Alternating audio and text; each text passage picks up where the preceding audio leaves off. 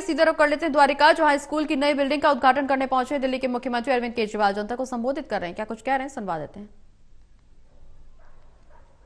और हमारी सरकार के आने के पहले जो सरकारी स्कूल होते थे, जिनका विवरण अभी अतिशी जी ने किया, एक लैब नहीं होती थी उन स्कूलों के अंदर, एक लेबोरेटरी।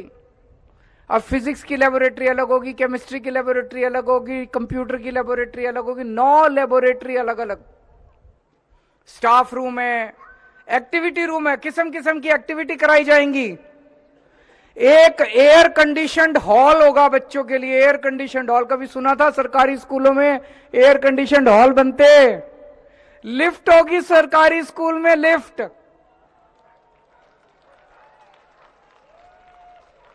तीन मंजिला स्कूल है, लिफ्ट होगी स्कूल के अंदर बच्चों के लिए।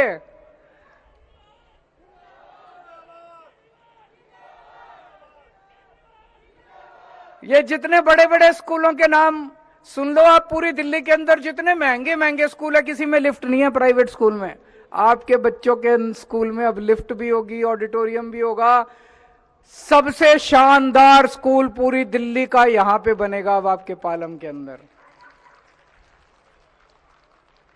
और पिछले कुछ दिनों के अंदर तो झड़ी सी लग गई है स्कूलों की।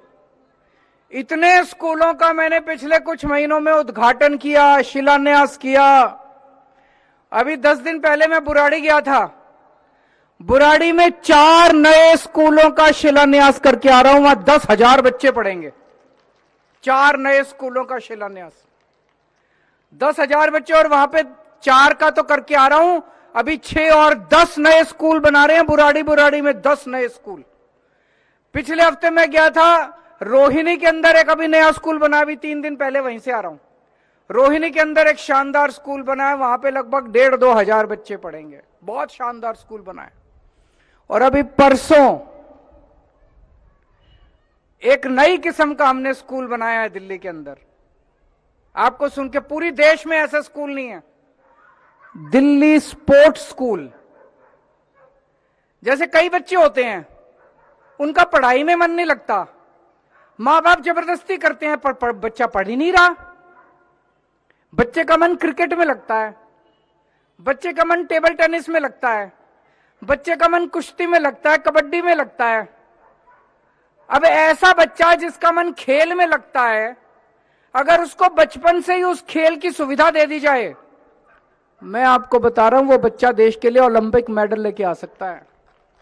उसको हमने जबरदस्ती पेल रखा है, पढ़ तू, वो उसका पढ़ाई में मन नहीं लगता।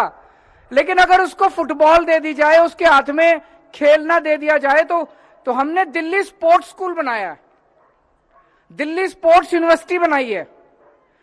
तो अगर आपका बच्चा खेलने में अच्छा है तो आप उसको वहां भर्ती करा दो, वहां पे उसको ओलंपिक के लिए तैयार करते हैं। केवल एक ही चीज है, एक ही गोल है उस स्कूल का, ओलंपिक के लिए मेडल लेके आने हैं अपने को। केवल एक काम है उस स्कूल का।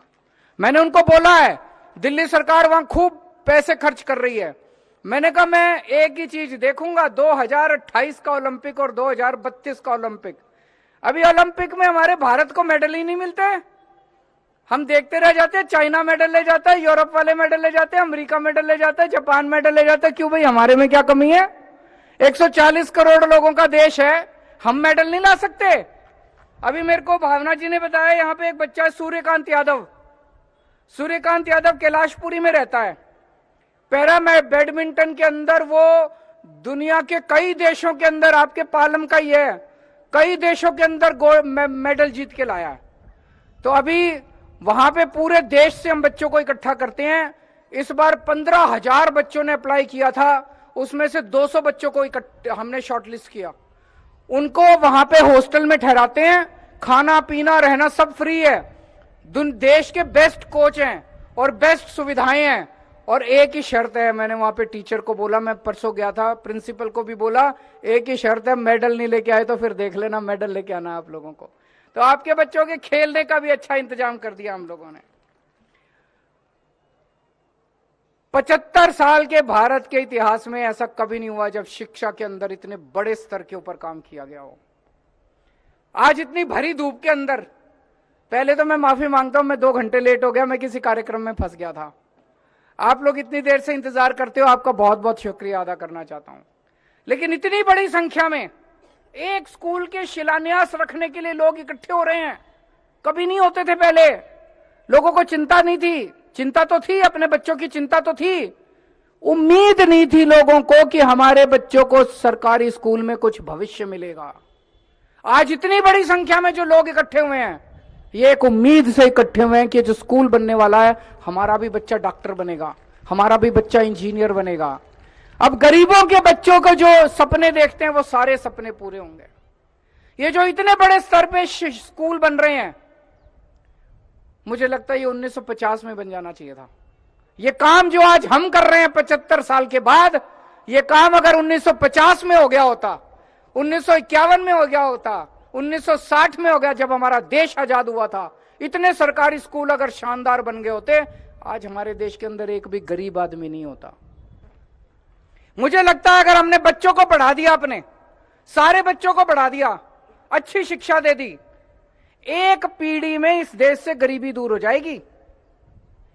सोच के देखो, एक प्लम्बर है, एक मजदूर है, 5,000 10,000 रुपए महीना कमाता है, घर का खर्चा नहीं चलता, उसका बेटा कंप्यूटर इंजीनियर